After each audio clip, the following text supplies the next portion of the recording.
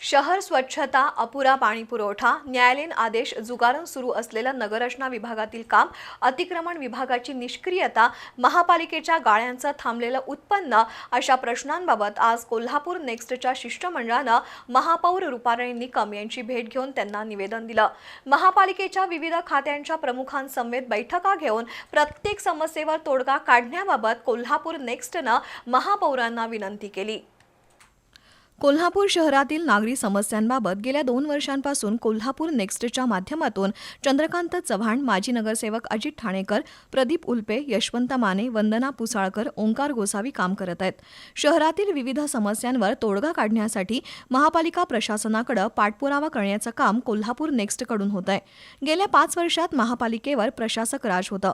आता महापालिकेत सभागृह अस्तित्वात आलं असून विविध प्रश्नांबाबत महापालिकेच्या विविध खात्यांच्या प्रमुखांसोबत बैठक बोलवावी असं आवाहन कोल्हापूर नेक्स्टनं केलंय।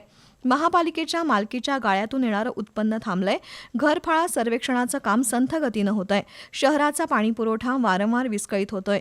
नगररचना विभागात बेकायदेशीर कामं सुरू आहेत। स्वच्छता कर्मचाऱ्यांची संख्या अपुरी आहे। अशा अनेक प्रश्नांकडे कोल्हापूर नेक्स्टनं महापौरांचं लक्ष वेधलं। महापौर रुपाराणी निकम यांनी सर्व विषय ऐकून घेऊन याबाबत योग्य उपाययोजना करण्याची ग्वाही दिली।